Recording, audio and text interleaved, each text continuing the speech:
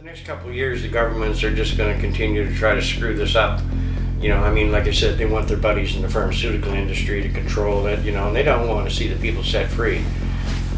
And what they're so afraid of is, when the people actually know the whole truth about what's been done to them, they won't put any trust in these political parties again, because, political parties just breed corruption. So it doesn't matter which party gets in, they're still controlled by these mega rich people who stand in the background.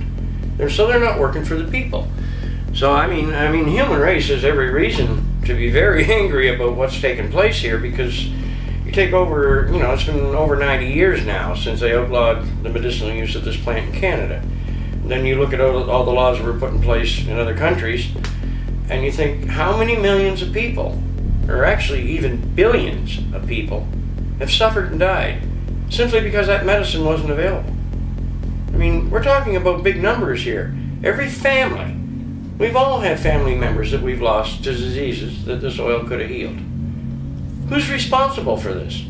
Our governments are supposed to be there to represent us properly. They're supposed to put laws in place that make sense, that are based, in facts, not fiction. Look what they did in the case of cannabis. So like I said, the public have every reason to be angry.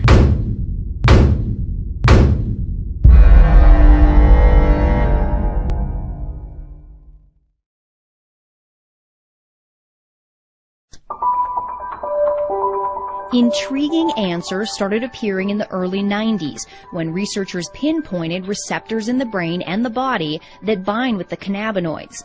Receptors can be described as locks on the surface of a cell, and when the correct key binds with the correct lock or receptor, it opens the door and delivers messages.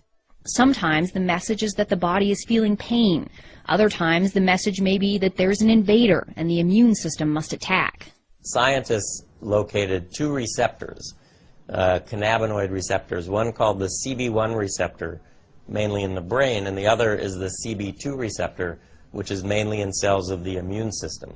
The CB1 receptors are extremely abundant in the brain, but they're also found all over the body in the major organs, the heart, the liver, kidneys, and pancreas, as the CB2 receptor can act like a target for the cannabinoids. Once they bind with the receptor, they can tell the cancer cell to die. So basically telling the cells to commit suicide, and that's what they do. And we demonstrated that that would be the mechanism by which the cannabinoids can kill the cancer, and therefore it can be used effectively as an anti-cancer agent. Dr. Nagar-Katti and his researchers were able to eradicate almost 100% of the cancer in test tubes. But they were skeptical they would see similar results when they moved on to tumors in mice. To our surprise, we found that almost 25 to 30% of the mice completely rejected the tumor. They were completely cured.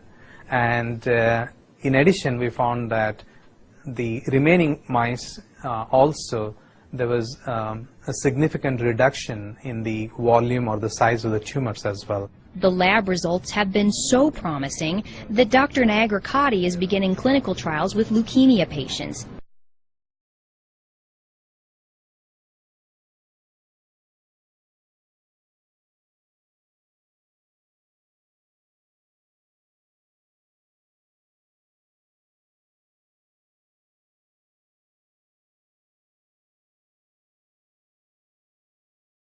Hi, I'm Dr. Jordan Tischler from Inhale MD Medical Consulting.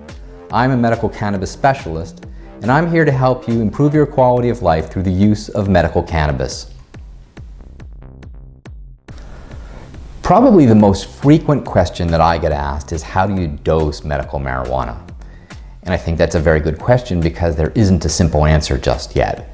And really it comes down to trying to measure what's in the marijuana or the marijuana derivative, or trying it out and seeing what works for you. And at the moment, I think we're really trying it out and seeing what works for you.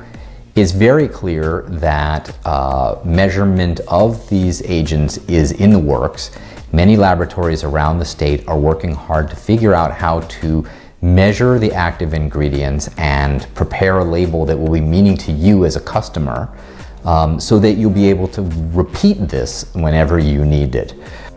So you have to remember there are over 80 different cannabinoids in marijuana, and several other unrelated compounds that are also immunologically and neurologically effective. So figuring out how to measure these in a meaningful manner to you, the consumer, is a work in progress.